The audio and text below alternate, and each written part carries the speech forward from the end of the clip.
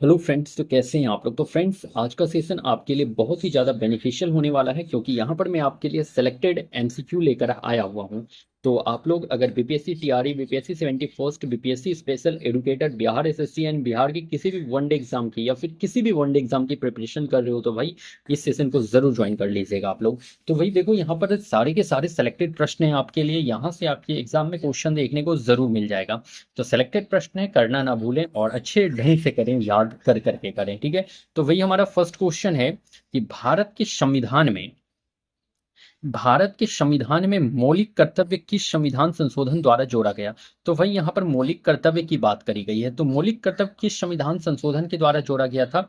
तो 32 नहीं, 42वां संविधान संशोधन के द्वारा जो है मौलिक कर्तव्य जोड़ा गया था। किस संविधान संशोधन द्वारा। तो 42वां संविधान संशोधन के द्वारा जो है मौलिक कर्तव्य जोड़ा गया था। कितना मौलिक कर्तव्य। तो 10 मौलिक कर्तव्य जोड़ा गया था। कितना मौलिक कर्तव्य जोड़ा गया था। तो 10 मौलिक कर्तव्य जोड़ा गया था, ध्यान में रख लीजिएगा। और 42वां संविधान संशोधन से एक बात और याद रख लीजिएगा कि प्रस्तावना में 3 शब्द जोड़े गए थे। 3 शब्द जोड़े गए थे। कौन कौन। तो याद रख लीजिएगा, समाजवादी, धर्मनिरपेक्ष और अखंडता। कौन कौन सा शब्द। तो समाजवादी, धर्मनिरपेक्ष और अखंडता शब्द जोड़ा गया था। तो 42वां संविधान संशोधन से दो बात याद रख लेना है कि पहला तो कि 10 मौलिक कर्तव्य जोड़ा गया, और दूसरा ये काम हुआ था कि 3 शब्द जोड़े गए थे प्रस्तावना में, समाजवादी, धर्मनिरपेक्ष और अखंडता। तो दोनों मैंने यहाँ पर आपके साथ डिस्कस कर लिया है, ध्यान में रख लीजिएगा। एक बात और याद रख लीजिएगा, 86वां संविधान संशोधन। तो 86वां संविधान संशोधन से क्या हुआ था भाई। तो 86वां संविधान संशोधन से 11वां मौलिक कर्तव्य जोड़ा गया था। क्या जोड़ा गया था। तो 86वां संविधान संशोधन से 11वां मौलिक कर्तव्य जोड़ा गया था। ये भी जरूर ध्यान में आपको रख लेना है। तो 86वां संविधान संशोधन से 11वां मौलिक कर्तव्य जोड़ा गया था। आई होप आप लोग यहाँ पर बात को समझ रहे होंगे। और मौलिक कर्तव्य अगर पूछा जाए कि मौलिक कर्तव्य एक्चुअली लिया कहाँ से गया है, तो याद रख लीजिएगा मौलिक कर्तव्य का विचार जो है वो रूस से लिया गया था। रूस से लिया गया था मौलिक कर्तव्य का विचार, ठीक है। हमारा नेक्स्ट क्वेश्चन है यहाँ पर, भारतीय पुनर्जागरण के जनक के रूप में किन्हें जाना जाता है। तो देखो, भारतीय पुनर्जागरण के जनक, तो भारतीय पुनर्जागरण के जनक किसे कहते हैं।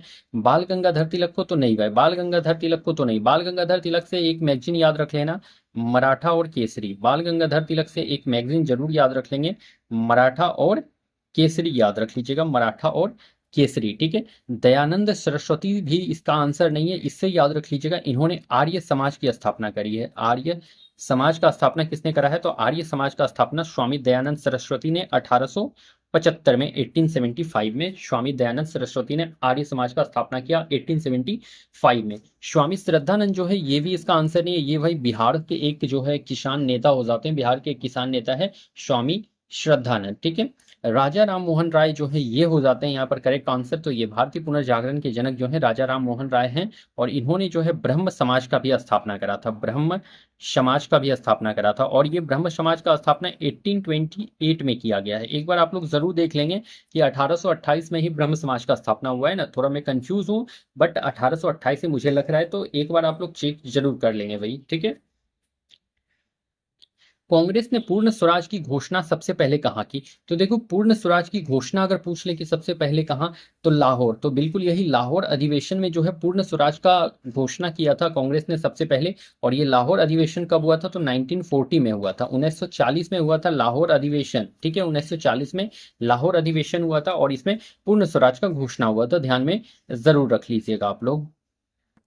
मुजफ्फरपुर बम कांड का संबंध इनमें से किसके साथ है। तो देखो, मुजफ्फरपुर बम कांड हमेशा मैं कहता हूं कि ये इंपॉर्टेंट है, और देखो ये भाई क्वेश्चन तो जरूर आएगा इससे। बिहार का कोई भी एग्जाम ले लो, कोई भी, चाहे वो बिहार एसएससी हो, बिहार बीपीएससी टीचर हो, भाई बिहार एसआई हो, बिहार का वो क्या कहते हैं किसी भी टाइप का एग्जाम हो, लैब टेक्नीशियन हो, कुछ का भी एग्जाम हो, जिसमें भी आएगा कन्फर्म ये क्वेश्चन आना ही आना है मुजफ्फरपुर बम कांड से। तो बिहार का कोई भी वनडे एग्जाम ले लो, सभी में ये क्वेश्चन आएंगे आपके। तो मुजफ्फरपुर बम कांड से कौन, इनमें से किसके साथ है संबंध। तो सावरकर का तो नहीं भाई, सावरकर नहीं है। अजीत सिंह भी मुजफ्फरपुर बम कांड से नहीं है। प्रफुल्ल चाकी जो है आपके मुजफ्फरपुर बम कांड से जुड़े हुए हैं। और ये मुजफ्फरपुर बम कांड हुआ कब था। तो 30 अप्रैल 1908 को, ठीक है। तो 30 अप्रैल 1908 को जो है मुजफ्फरपुर बम कांड हुआ था, ठीक है। 30 अप्रैल 1908 को मुजफ्फरपुर बम कांड हुआ था। और इसमें किसको मारने का प्रयास किया गया था। तो किंग्स फोर्ड की हत्या का प्रयास करा गया था। किसका। तो किंग्सफोर्ड की हत्या का प्रयास किया गया था इस मुजफ्फरपुर कांड में। किंग्सफोर्ड की हत्या का प्रयास किया गया था मुजफ्फरपुर बम कांड में, ठीक है।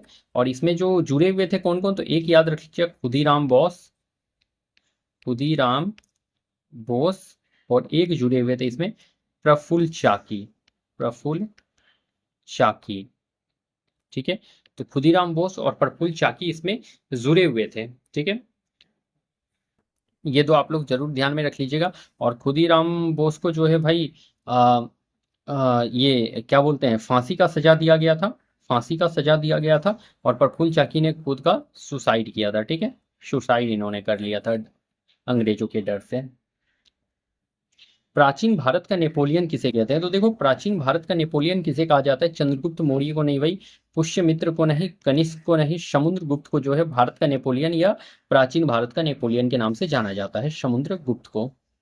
नागार्जुन सागर बहुउद्देशीय परियोजना किस नदी पर है, तो इंपॉर्टेंट है ये, मैं बार बार कहता हूं कि बहुउद्देशीय परियोजना से जरूर प्रश्न पूछा जाएगा। तो देख लो भाई यहाँ पर प्रश्न पूछ भी रखा है इन्होंने, ठीक है। और इस बार अभी देख लो आपके बीपीएससी में भी ऐसा प्रश्न पूछा गया था, बीपीएससी टीआरई में भी पूछा गया था, और फिलहाल में जो हाईकोर्ट वाला एग्जाम हुआ था उसमें भी ये प्रश्न पूछ रखा था, नागार्जुन सागर बहुउद्देशीय परियोजना।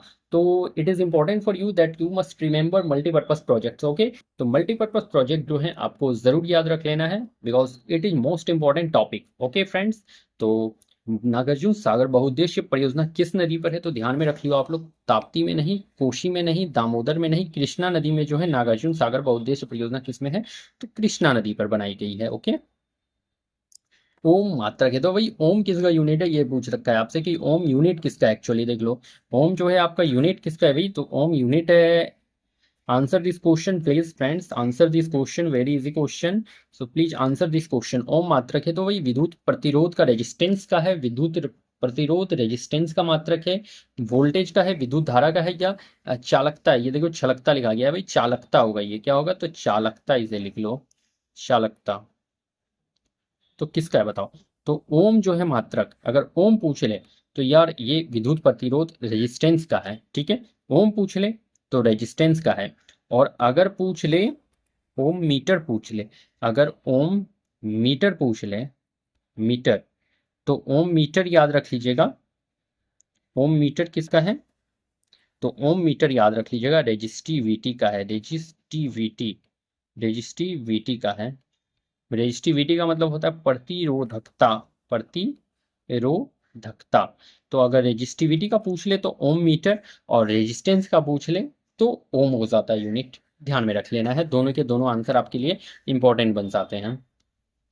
इंद्रधनुष्य क्रांति का संबंध है, तो देखो ये भी इंपॉर्टेंट है भाई, ये क्रांति भी इंपॉर्टेंट है आपके लिए, मैंने पहले भी इस बारे में कहा है कि इंपॉर्टेंट है। तो इंद्रधनुष्य क्रांति का संबंध है, तो भाई हरित क्रांति से, श्वेत क्रांति से, नीली क्रांति से, उपरोक्त सभी। तो देखो इंद्रधनुष्य क्रांति का संबंध जो भाई उपयुक्त सभी, यहाँ पर जितने भी क्रांति हैं सभी क्रांति से जुड़ा हुआ था ये इंद्रधनुष्य क्रांति। तो इंद्रधनुष्य क्रांति का संबंध सभी से, हरित क्रांति से भी, श्वेत क्रांति से भी, नीली क्रांति से भी है। हरित क्रांति के जनक कौन थे, तो याद रख लेना है M S Swaminathan, M S Swaminathan. तो हरित क्रांति के जनक कौन है, तो एम एस स्वामीनाथन हो जाते हैं। श्वेत क्रांति जिसे ऑपरेशन फ्लड भी कहा जाता है, ये दूध से जुड़ा हुआ क्रांति था, तो श्वेत क्रांति के जनक कौन, तो वर्गीज कुरियन हो जाते हैं, वर्गीज कुरियन हो जाते हैं। और इसे ऑपरेशन फ्लड भी कहा जाता है, दूध की क्रांति से जुड़ा हुआ है, ठीक है। नीली क्रांति जो है भाई ये मत्स्य पालन, मछली के पालन से जुड़ा हुआ है, मत्स्य पालन, ये पीसी कल्चर से जुड़ा हुआ है आपका नीली क्रांति, ठीक है, ध्यान में रख लेना है आपको। खाने का सोडा है, तो भाई आप लोग जो बेकिंग सोडा होता है उसका आपसे पूछा गया है कि खाने का सोडा है कौन इसमें से। देखो मैंने ये भी आपसे बोल रखा है कि जितने भी आपके इस टाइप के होते हैं ना केमिकल फॉर्मूला, वो इंपॉर्टेंट होते हैं आपके एग्जाम की व्यू से। And here is one of the question which is most important, baking soda, okay. तो यहाँ पर बता दो आप लोग कि खाने का सोडा है, बेकिंग सोडा क्या है भाई, तो ये सोडियम कार्बोहाइड्रेट है, तो सोडियम कार्बोहाइड्रेट कहीं बेकिंग सोडा होता है भाई, तो यार सिंपल सा क्वेश्चन है, आंसर करेक्ट दियो इसका, ये नहीं कि कुछ भी लगा देना है। तो देखो खाने का सोडा सोडियम कार्बोहाइड्रेट तो होना नहीं है, सोडियम बाइकार्बोनेट जो होता है वो खाने का सोडा होता है, बेकिंग सोडा होता है सोडियम बाइकार्बोनेट, सोडियम बाइकार्बोनेट होता है जो खाने का सोडा, बेकिंग सोडा होता है, ध्यान में रख लेना है आपको। गोबर गैस में मुख्य रूप से होती है। तो देखो ये भी मैंने आपसे कह रखा है कि इंपॉर्टेंट है, यहाँ से भी प्रश्न जरूर देखने को मिलेगा, चाहे वो आपका बीपीएससी टीआरई हो, बीपीएससी स्पेशल एडुकेटर हो, या फिर बिहार का कोई भी वनडे एग्जाम हो, जरूर ये प्रश्न देखने को मिलता है। आपका गैस से रिलेटेड प्रश्न एक देखने को जरूर मिल जाता है बिहार के किसी भी एग्जाम में। तो गोबर गैस में मुख्य रूप से होता है मीथेन, तो बिल्कुल यही करेक्ट है। मीथेन जो होता है गोबर गैस में मुख्य रूप से होता है। गोबर गैस में मुख्य रूप से क्या होता है, तो मीथेन होता है। ठीक है, याद जरूर रख लीजिएगा आप लोग। आपको मैं एक बात और बता देता हूं कि जितने भी नेचुरल गैस होंगे, जितने भी नेचुरल गैस होंगे, जितने भी नेचुरल गैस होंगे, प्राकृतिक गैस होंगे, सभी में मीथेन जो है वो मेन गैस होगा। इस बात को ध्यान में रख लीजिएगा, आपको आंसर लगाने में इजी होगा थोड़ा। तो जितने भी नेचुरल गैस होंगे उसमें मीथेन जो है मेन गैस होगा। तो जितने भी नेचुरल गैस हो जाए, चाहे वो एलपीजी है, लिक्विफाइड पेट्रोल नहीं, ये नहीं होगा, लिक्विफाइड पेट्रोलियम गैस नहीं भाई, जितने भी नेचुरल गैस होंगे, सीएनजी, जैसे कि सीएनजी हैं, सीएनजी ये सभी हो गया। फिर उसके बाद हो गया आपका पी सीएनजी, इस टाइप के जितने भी नेचुरल गैस हो जाते हैं, तो सभी में आपका क्या होगा, मेन गैस तो मीथेन होगा। ठीक है, एक हो जाता है पीएनजी, पीएनजी एक हो जाता है। तो जितने भी नेचुरल गैस है, सीएनजी, पीएनजी, एक हो जाता है LNG, liquefied natural gas, CNG, PNG, LNG. तो जितने भी नेचुरल टाइप की गैस है जिसमें नेचुरल लगा हुआ हो, तो सभी में मेन गैस मीथेन होगा। इससे आपको थोड़ा सा आपके आंसर को टिक करने में इजी होगा, आसानी मिलेगा। तो इस बात को ध्यान में रख लीजिएगा। एक मैंने ट्रिक था जो आपको शेयर करा है यहाँ पर, नेचुरल गैस तो मीथेन उसमें मेन गैस होने वाला है। ठीक है, हमारा नेक्स्ट क्वेश्चन यहाँ पर पूछा गया है कि निम्नलिखित में कौन सा गोलमेज सम्मेलन 1932 में हुआ। और देखो गोलमेज सम्मेलन, ये भी मैं बार बार कहता हूं कि यहाँ से प्रश्न जरूर देखने को मिलेगा। और देख लेना बिहार का कोई भी एग्जाम हो, उठा के देख लेना, गोलमेज सम्मेलन राउंड टेबल कॉन्फ्रेंस से भाई, राउंड टेबल कॉन्फ्रेंस से प्रश्न एक जरूर पूछा जाता है, और पूछा जाएगा क्यों नहीं भाई, तो इंपॉर्टेंट टॉपिक है तो पूछा ही जाएगा। तो देख लियो, जाके उठा के देख लियो प्रीवियस ईयर क्वेश्चन किसी भी, चाहे वो बिहार एसआई का हो, या फिर बिहार बीपीएससी हो, बीपीएससी टीआरई हो, बीपीएससी 71 में भी देख लियो, बीपीएससी 70 का क्वेश्चन चेक कर लियो, कहीं ना कहीं ये क्वेश्चन जरूर पूछ रखा है इन्होंने। तो गोलमेज सम्मेलन 1932 में हुआ है। तो कौन सा गोलमेज सम्मेलन था, पहला था, दूसरा था, चौथा था, या तीसरा था। तो देखिए गोलमेज सम्मेलन तीन हुए थे। देखिए आरटीसी जो राउंड टेबल कॉन्फ्रेंस हुआ था, वो टोटल तीन हुआ था, तीन गोलमेज सम्मेलन हुआ था। कब कब, एक हुआ था 1930 में, दूसरा हुआ था 1931 में, और तीसरा हुआ था 1932 में। ठीक है, तीसरा कब हुआ था, तो ध्यान में रख लीजिएगा, तीसरा हुआ था कब, तो 1932 में हुआ था। तो 1930, 31, 32 तीन गोलमेज सम्मेलन हुए थे। तीन गोलमेज सम्मेलन हुए थे 1930 में, 1931 में, और 1932 में। 1930 में जो हुआ था गोलमेज सम्मेलन, 1930 में जो गोलमेज सम्मेलन हुआ था, इसमें जो है कांग्रेस ने भाग नहीं लिया था। कांग्रेस जो थी वो भाग नहीं लिया था, याद रख लीजिएगा कि पहला जो गोलमेज सम्मेलन था 1930 वाला, उसमें कांग्रेस ने भाग नहीं लिया। ठीक है, 1931 वाला जो गोलमेज सम्मेलन हुआ है, इसमें जो है कांग्रेस की तरफ से किसने भाग लिया, तो कांग्रेस ने भाग लिया इसमें। और कांग्रेस की तरफ से किसने भाग लिया, तो कांग्रेस की तरफ से गांधी जी ने भाग लिया था, कांग्रेस की तरफ से गांधी जी ने भाग लिया था। ठीक है, उसके बाद फिर 1932 वाले जो थर्ड गोलमेज सम्मेलन हुआ, उसमें फिर आपका जो है कांग्रेस ने फिर से भाग नहीं लिया, कांग्रेस ने फिर से भाग नहीं लिया। ठीक है, तो आपसे पूछा जाएगा कि गांधी जी ने किस गोलमेज सम्मेलन में भाग लिया था, तो दूसरे गोलमेज सम्मेलन में भाग लिया था, जो कि 1931 में हुआ था। ठीक है, हालांकि यहाँ पर भी ये कंप्लीट नहीं हो सका था। यहाँ पर जब सांप्रदायिक प्रचांड की बात हुई ना, तो सांप्रदायिक पंचांड की जब बात हुई, तो महात्मा गांधी वहां राउंड टेबल कॉन्फ्रेंस को बीच में ही छोड़ करके आ गए थे। तो जब सांप्रदायिक पंचांड की बात हुई भाई, तो वहां पर जो है गांधी जी जो है राउंड टेबल कॉन्फ्रेंस को बीच में ही छोड़ करके आ गए थे, और राउंड टेबल कॉन्फ्रेंस कंप्लीट नहीं हो सका था। इस बात को भी जरूर ध्यान में रखेंगे। और इसी राउंड टेबल कॉन्फ्रेंस में 1931 वाले में ही गांधी जी को अर्धनग्न फकीर कहा गया था, अर्धनग्न फकीर कहा गया था। और किसने कहा था, तो याद रख लीजिएगा, विंस्टन चर्चिल ने कहा था, विंस्टन चर्चिल ने कहा था अर्धनग्न फकीर महात्मा गांधी को, इसी सेकेंड राउंड टेबल कॉन्फ्रेंस में। ये भी जरूर ध्यान रख लेना है, पूछा जा सकता है आपसे। तो निम्नलिखित में कौन सा गोलमेज सम्मेलन 1932 में हुआ, तो तीसरा गोलमेज सम्मेलन जो है वो 1932 में देखने को मिला था। हमारा नेक्स्ट क्वेश्चन यहाँ पर दिया गया है, कि वर्तमान में सर्वोच्च न्यायालय के मुख्य न्यायाधीश है। तो देखो मुख्य न्यायाधीश जो हैं बी आर गवई हैं, रंजन गोगोई हैं, संजीव खन्ना हैं या फिर कोई नहीं। तो देखो वर्तमान में जो सर्वोच्च न्यायालय के चीफ जस्टिस है भाई वो मिस्टर बी आर गवई साहब हो जाते हैं। न्यायमूर्ति जो हो जाते हैं चीफ जस्टिस हमारे कौन है, तो बी आर गवई हैं। इनसे पहले जो है संजीव खन्ना भी रह चुके हैं, बट ये कुछ दिन के लिए रहे थे, 3 मंथ्स अप्रॉक्स ये लोग रहे थे, 3 से 4 मंथ के लिए। उसके बाद जो है बी आर गवई को भी सर्वोच्च न्यायालय का मुख्य न्यायाधीश बना दिया गया था। ठीक है।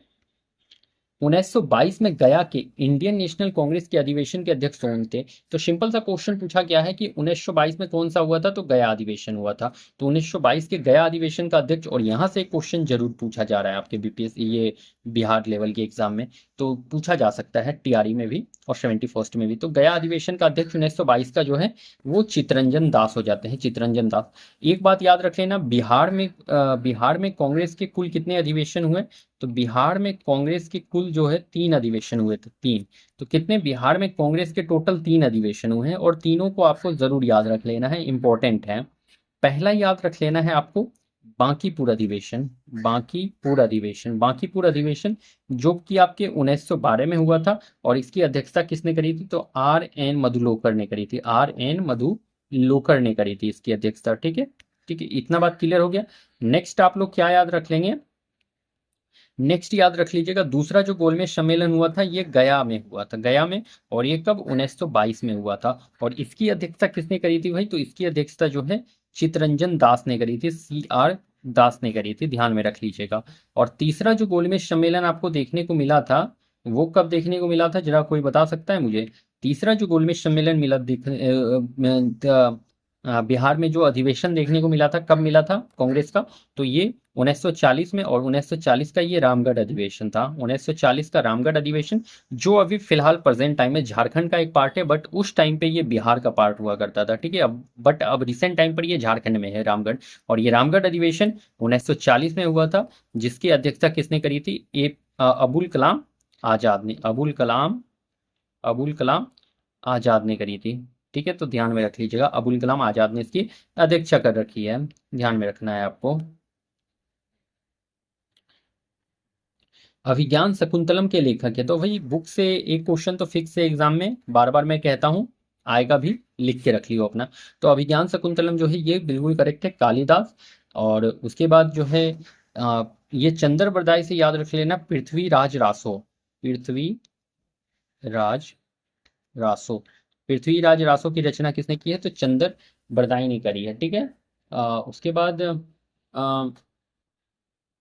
देखो बाणभट्ट मेरे दिमाग से उतर रहा है, बाणभट्ट ने क्या लिखा था, दिमाग से उतर रहा है भाई, अभी पृथ्वीराज रासो चंद्र बरदाई ने लिखा है, बाणभट्ट देखो दिमाग से उतर गया अभी यार, बाणभट्ट ने क्या लिखा था, जरा कमेंट करिएगा आप लोग भी, मेरे दिमाग से उतर रहा है बाणभट्ट ने क्या लिख रखा था, कमेंट करें प्लीज, क्योंकि मेरे दिमाग से उतर गया है बाणभट्ट।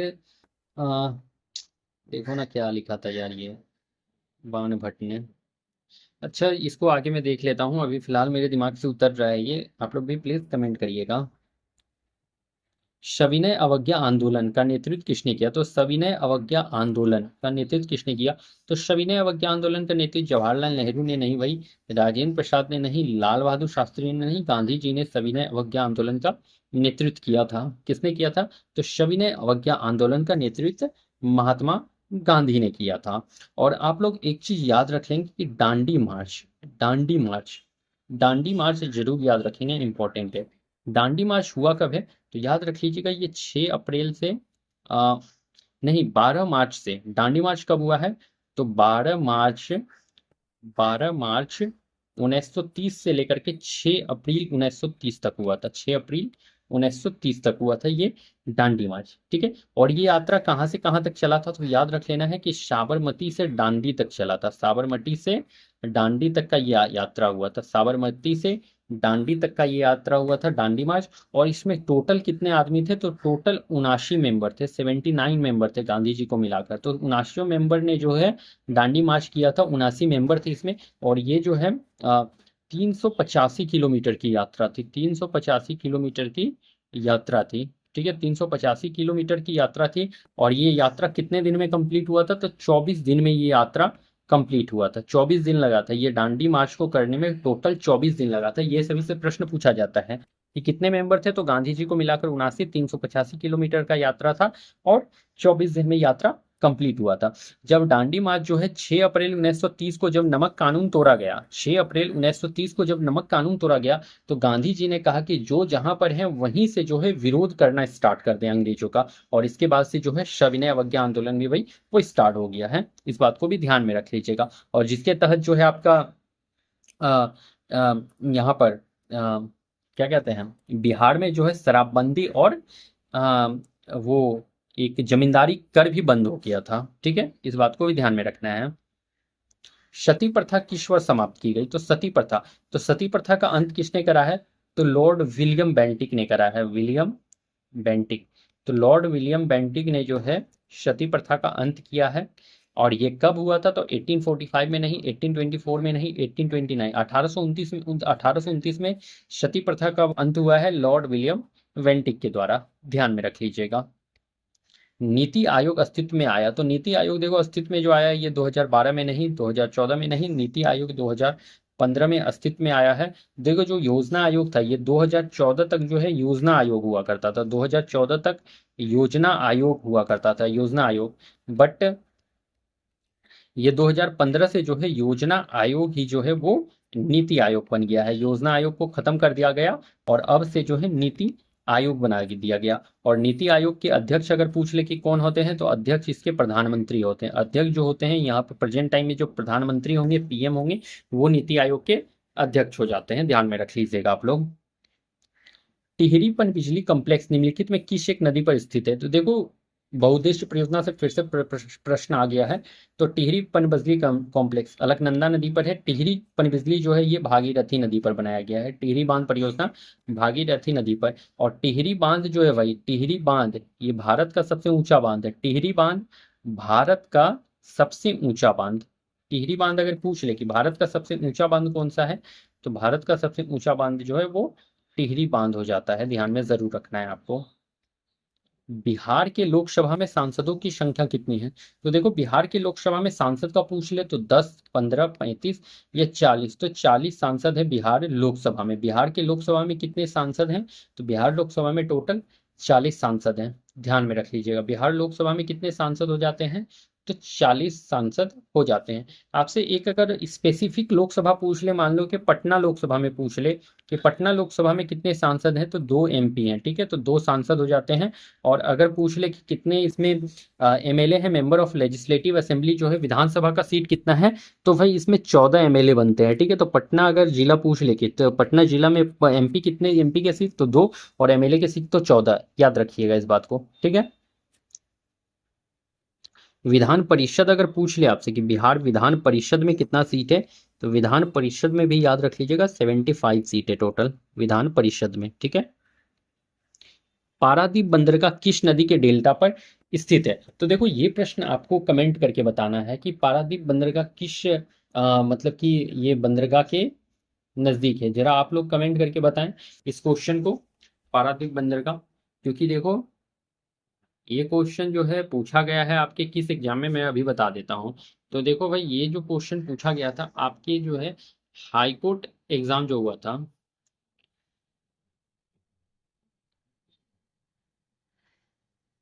हाईकोर्ट का जो एग्जाम हुआ था उसमें ये क्वेश्चन पूछा गया था कि पारादीप बंदरगाह किस नदी के डेल्टा पर स्थित है।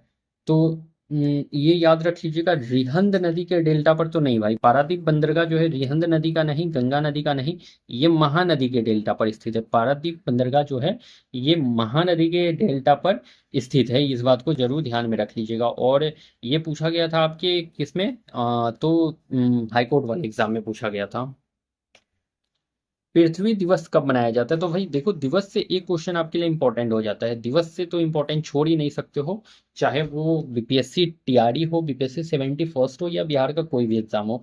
तो दिवस से क्वेश्चन पूछ ले, या भाई आप लोग इस पे चले जाओ ना, सेंट्रल लेवल के भी किसी एग्जाम पर चले जाओ, तो दिवस के बिना तो कंप्लीट ही नहीं होता है उनका प्रश्न। तो दिवस से तो कंफर्म पूछेगा क्वेश्चन, तो दिवस से प्रश्न पूछा है। पृथ्वी दिवस, तो पृथ्वी दिवस जो एक्चुअली यहाँ पर 22 अप्रैल फर्स्ट आंसर ही करेक्ट है। 22 मार्च को याद रख लीजिएगा वाटर डे, जल दिवस मनाया जाता है आपके 22 मार्च को। 2 फरवरी को क्या मनाया जाता है, तो 2 फरवरी को आर्द्र भूमि दिवस वेटलैंड डे मनाया जाता है, वेटलैंड डे मनाया जाता है। आर्द्र भूमि दिवस 2 फरवरी को मनाया जाता है। और 20 मार्च को भाई क्या मनाया जाता है, तो गोरैया दिवस, स्पेरो डे मनाया जाता है। ठीक है, गोरैया दिवस। और अब जो है गोरैया बचाने की भी ज़रूरत है भाई, क्योंकि गोरैया जो है बहुत ही, आप लोग देख रहे हो कि डेथ कर रहा है, बहुत ही कम हो चुका है। तो गोरैया को बचाने का भी ज़रूरत है भाई हम लोगों को। और गोरैया जो है बिहार का राजकीय पक्षी भी है भाई। और ये दिल्ली दिल्ली का भी राजकीय पक्षी है गोरैया, बिहार का और दिल्ली का राजकीय पक्षी है। और इसे अब बचाने की ज़रूरत भी है, नहीं तो ये पूरी तरह से विलुप्त विलुप्त हो जाएंगे। ठीक है।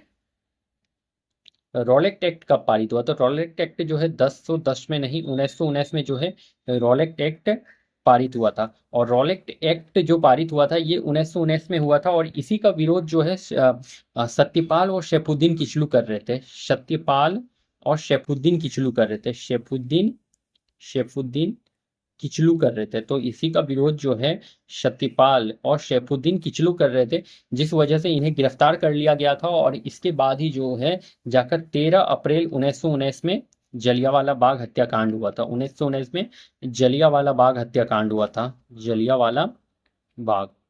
तो जब रॉलेट एक्ट के तहत जो है सत्यपाल और सैफुद्दीन किचलू को गिरफ्तार किया गया था, तो उन्हें छुड़ाने के लिए जो है जलियांवाला बाग में एक मीटिंग रखा गया था, जो कि 13 अप्रैल 1919 को रखा गया था। ठीक है, लेकिन 12 अप्रैल 1919 को ही अंग्रेजों ने चाल चल के मार्शल लॉ लागू कर दिया पूरे उस एरिया में। ठीक है, मार्शल लॉ लागू कर दिया। तो उसके बाद जब 13 अप्रैल को ये लोग वहां पर मीटिंग करने गए, तो जनरल ओ डायर वहां पर अपने सैनिकों के साथ जाते हैं और मतलब कि गोली चलाने का ऑर्डर दे देते हैं, जिसमें कि भाई बहुत सारे ऐसे थे जो कि डेथ कर गए, और बहुत जो है उसमें कि घायल भी हो गए थे, और बहुत डेथ भी हुए थे। और जिसके बाद उसके बाद जो है वहां पर एक बच्चा बच गया था, उधम सिंह उधम सिंह एक बच्चा बच गया था उसी गोलीकांड में, जो जाकर के लंदन में जनरल ओ डायर को गोली मार देता है। लंदन में क्या किया था, तो जनरल ओ डायर की हत्या कर देता है, जनरल ओ डायर की हत्या कर देता है। ठीक है, लंदन में जाकर के उधम सिंह नाम का एक बच्चा जो बच गया था, लंदन में जाकर जनरल ओ डायर की बाद में हत्या भी करता है ये। उत्तरी गोलार्ध का सबसे छोटा दिन कौन सा है, तो उत्तरी गोलार्ध का याद रख लीजिएगा 21 मार्च सबसे छोटा दिन है। रेगुलेटिंग एक्ट किस वर्ष पारित किया गया था, तो रेगुलेटिंग एक्ट भाई ये 1753 में नहीं, 1757 में नहीं, 1764 में नहीं, 1773 में जो है रेगुलेटिंग एक्ट को पारित किया गया था। और इसी रेगुलेटिंग एक्ट के तहत जो है 1774 में 1774 में भाई सुप्रीम कोर्ट की स्थापना करी गई थी, सुप्रीम कोर्ट की स्थापना करी गई थी। तो 1774 में भाई 1773 के रेगुलेटिंग एक्ट के तहत जो है सुप्रीम कोर्ट का स्थापना किया गया था, जरूर ध्यान में रख लीजिएगा। असहयोग आंदोलन वापस ले लिया गया था, तो देखो असहयोग आंदोलन, तो भाई असहयोग आंदोलन हुआ कब था, ये पहले याद रखो। ये असहयोग आंदोलन 1 अगस्त 1920 को देखने को मिला था। असहयोग आंदोलन 1 अगस्त 1920 को मिला था। और इसका नेतृत्व किसने करा था, तो गांधी जी ने असहयोग आंदोलन का नेतृत्व किया था। असहयोग से ही आपको समझ में आ रहा होगा कि अंग्रेजों का हर तरह से असहयोग किया जाएगा, मतलब कि हिंसा, बिना हिंसा के हर तरह से असहयोग किया जाएगा अंग्रेजों का। यही था असहयोग आंदोलन। और ये गांधी जी ने स्टार्ट किया था। और गांधी जी ने कहा था कि हम 1 साल के अंदर जो है अपना मतलब कि प्राप्त करेंगे। ठीक है, 1 साल के अंदर। और जिसके बाद जो है असहयोग आंदोलन तो स्टार्ट हुआ, लेकिन लेकिन 5 फरवरी 1922 को 5 फरवरी 1922 को एक घटना घट गई, जो कि आपका चौरी चौरा कांड के नाम से जाना जाता है, चौरी चौरा कांड के नाम से जाना जाता है। इस चौरी चौरा कांड में जो है भाई आपके जो है जो असहयोग आंदोलन कर रहे थे, उन लोगों ने जाकर के थाना में आग लगा दिया। और थाना में आग लगाया तो उसमें जो है 22 पुलिसमैन जो है जलकर, पुलिसकर्मी 22 पुलिसकर्मी जो है जल करके मर गए थे। और इसके बाद ही गांधी जी ने असहयोग आंदोलन को जो है बंद करने का फैसला लिया। और 12 फरवरी 1922 को जो है असहयोग आंदोलन बंद कर दिया। असहयोग आंदोलन क्या किया, असहयोग आंदोलन बंद कर दिया। और गांधी जी ने असहयोग आंदोलन को बंद करते हुए कहा कि मैं हर यातना सह सकता हूं, लेकिन हिंसा को कभी नहीं सह सकता। और इन्होंने इस बात को कहते हुए जो है 12 फरवरी 1922 को जो है असहयोग आंदोलन को बंद कर दिया। तो आपसे पूछा गया यहाँ पर असहयोग आंदोलन वापस ले लिया गया था प्रथम विश्व युद्ध के बाद नहीं, चौरी चौरा घटना के बाद। तो चौरी चौरा घटना जो कि 5 फरवरी 1922 में हुआ, इसमें 22 पुलिसकर्मी जो है जल करके मारे गए थे। ठीक है, जल करके मारे गए थे। थाना में आग लगाया गया था, असहयोग आंदोलन जो कर रहे थे उन सभी के द्वारा थाना में आग लगाया गया, 22 पुलिसकर्मी जल करके मर गए। और जिसके बाद जो है 12 फरवरी 1922 को गांधी जी ने असहयोग आंदोलन बंद करने का फैसला ले लिया।